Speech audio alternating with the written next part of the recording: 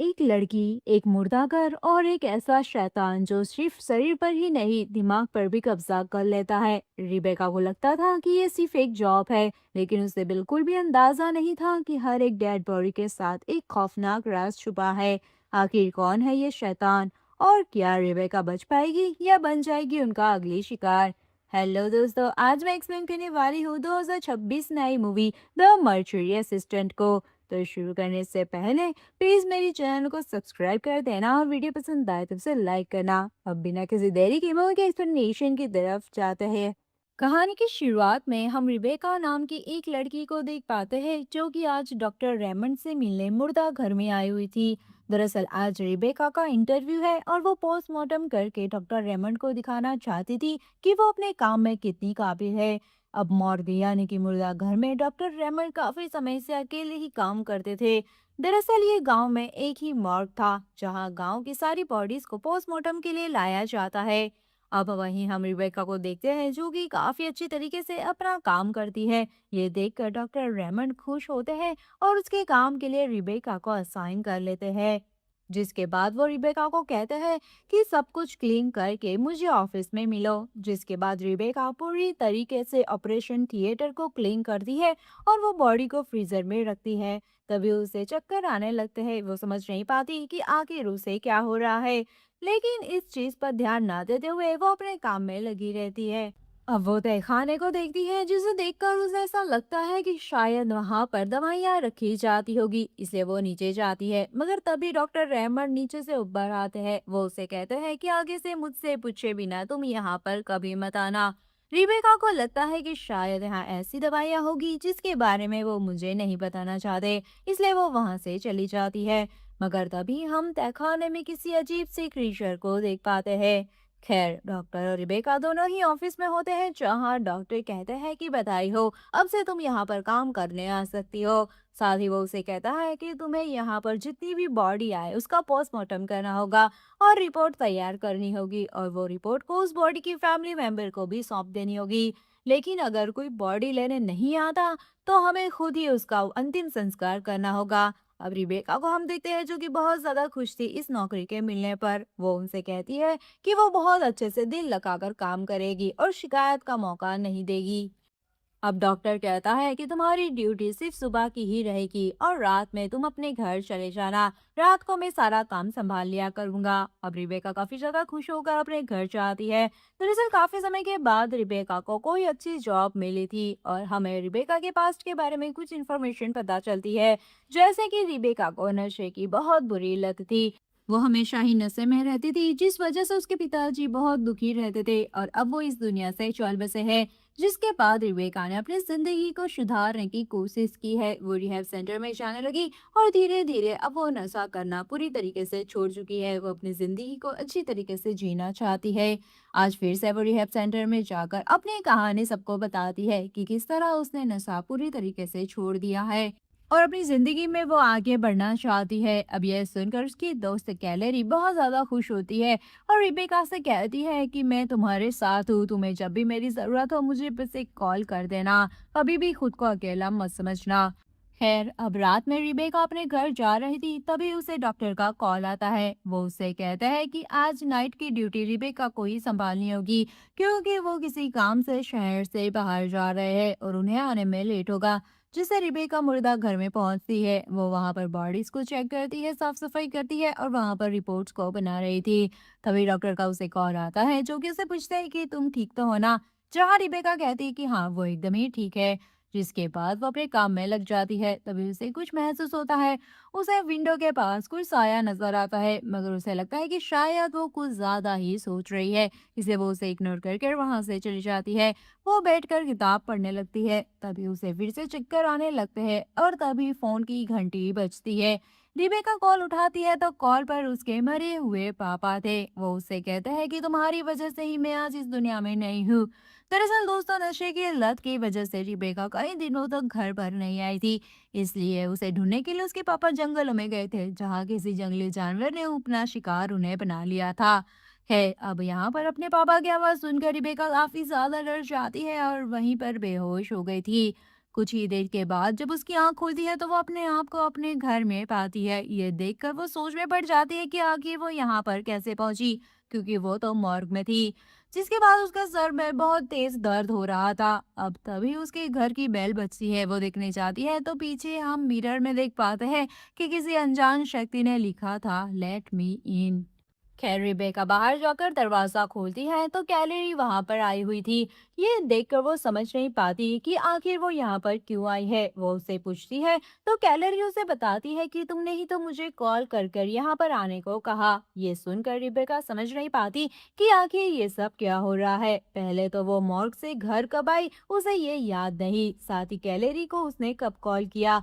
खैर ये सारी बातें वो कैलोरी को बताती है, लेकिन कैलोरी को लगता है कि रिबेका फिर से नशे करने लगी है, इसलिए वो उसे डांट लगाने लगती है। यहाँ पर रिबेका उसे समझाने की कोशिश करती है कि उसने कोई भी नशा नहीं किया।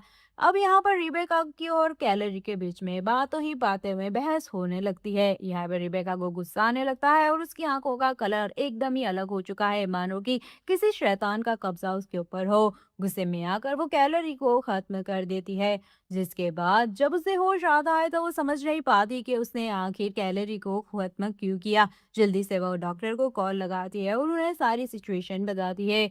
इसलिए डॉक्टर रेमंड उसे तुरंत ही मर्ग में वापस जाने को कहते हैं। साथ ही वो उसे बताते हैं कि जब तक बाहर रहोगी तुम, तब तक तुम किसी ना किसी को खत्म कर दोगी, इसलिए तुम्हें यहीं पर यानी कि मुर्दा घर में ही रहना होगा। जल्दी से तुम वहां पर पहुंचो, मैं भी तुम्हें वहीं पर आकर मिलता हूँ। साथ ही तुम किसी पर भी भरोसा मत करना, जरूरी नहीं है कि जो कुछ भी तुम्हें दिख रहा हो वो सब कुछ असल में हो रहा हो। ये सुनकर रिबेका जल्दी से मर्ग में जाने के लिए निकलती है। वो दरवाजा खोलती है लेकिन तभी सामने उसे कैलोरी नजर आती है। वो समझ नहीं पाती कि अंदर जो बॉडी है वो कैलोरी की है या फिर कैलोरी जिंदा है। इसलिए अब वो जल्दी से मर्ग में पहुंचती है जहां ऑफिस में डॉक्टर पहुंच चुका था। यहाँ रिबेका हैरानी से डॉक्टर से पूछती है कि आखिर मेरे साथ ये सब क्या हो रहा है। जहां डॉक्टर रिबेका को बताता है इस मर्ग में शैतान का साया है और वो इस मर्ग में बस चुका है। जो भी मर्ग में काम करने आता है वो शैतान उसके शरीर पर कब्जा करने की कोशिश करता है और फिर उसे इतना डराता है, इतना तड़पाता है कि जब तक वो इंसान पूरी तरीके से अपनी बॉडी शैतान को ना दे दे। खैर इस शैतान को खत्म करने का सिर्फ एक ही तरीका है कि यह पता करो कि उस शैतान का नाम क्या है। अगर तुम्हें पता चल गया कि उस शैतान का नाम क्या है तो वो शैतान तुमसे डरेगा और तुम्हें कभी भी नुकसान नहीं पहुंचाएगा। लेकिन तुम्हारे पास वक्त बहुत कम है और इतने वक्त में तुम्हें उस शैतान का नाम जानना होगा। रेबेका को कुछ भी समझ नहीं आ रहा था कि ये रेमंड किस चीज के बारे में बात कर रहा है। रेमंड उसे बताने की कोशिश करता है कि ये देखो, ये निशान तुम्हें बताएगा कि शैतान का नाम क्या है। लेकिन रेबिका कुछ भी समझ नहीं पा रही थी। रेमंड उसे कहता है कि ठीक है, मैं तुम्हें दिखाता हूँ। लेकिन उससे पहले रेमंड उसे कुछ भी दिखा पाता, फाइनली वो शैतान रेबिका के ऊपर फिर से हावी हो जाता है और वो हंसने लगता है और कहता है कि तुम्हें क्या लगता है तुम मुझे फिर से कैद कर दोगे? अब मरने की बारी तुम्हारी है। और इसके बाद वो शैतान रेमंड के ऊपर हमला कर देता है। रेमंड किसी तरीके से भागते हुए उस मर्ग से बाहर निकल जाता है और बाहर का दरवाजा बंद कर देता है।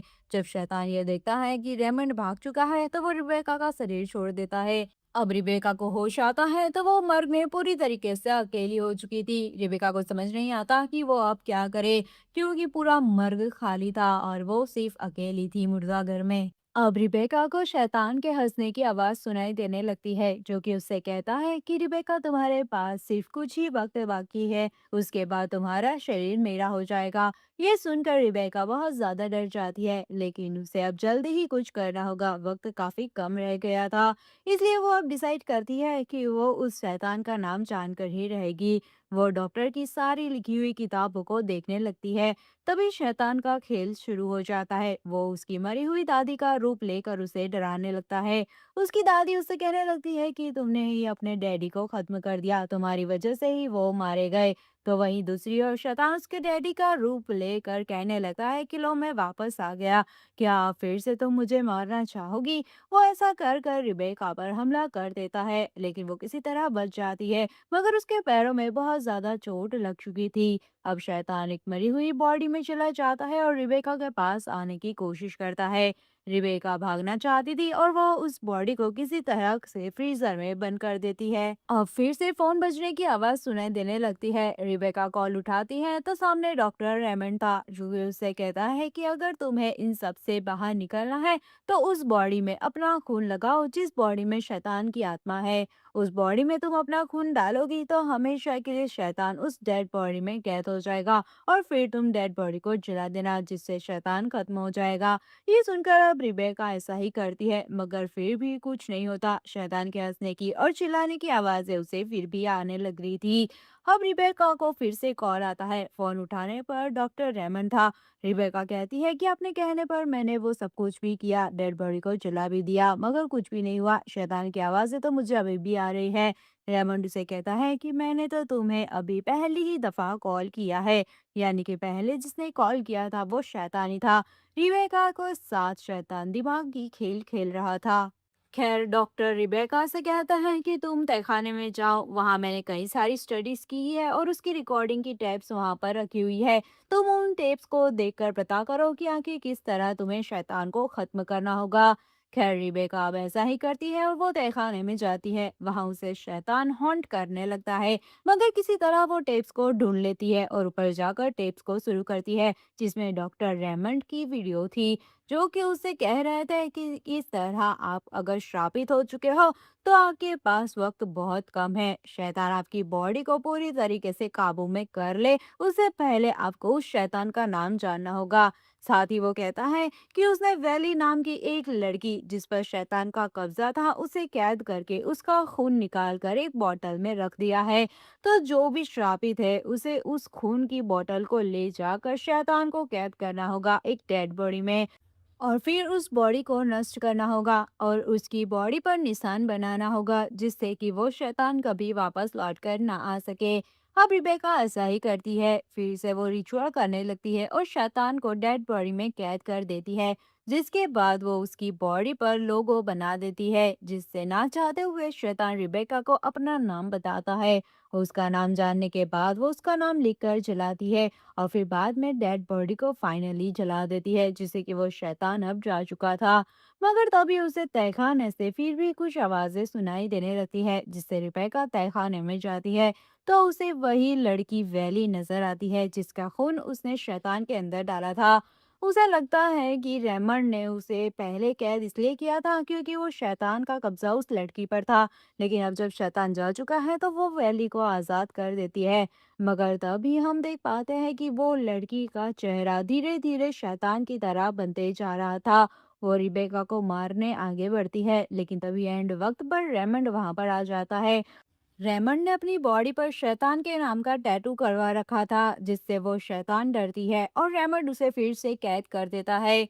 रिबेका को कुछ भी समझ नहीं आता, जहां रेमंड उसे कहता है कि मैंने वैली को इसलिए अब तक जिंदा रखा क्योंकि वो श्रापित है और उसका खून इस्तेमाल करके हम शैतानों को नर्क में पहुंचा सकते हैं और इसी मर्ग में हम यही सब काम करते हैं। ये सुनकर रिबेका कहती है कि उसे अब यहाँ पर काम नहीं करना। वो इतना कहकर वहां से जाने लगती है, लेकिन बाहर जाते ही उसे एक और शैतान नजर आता है, जिसे देखकर रिबेका अपना मन बदल देती है और लौटकर मर्ग में चली जाती है।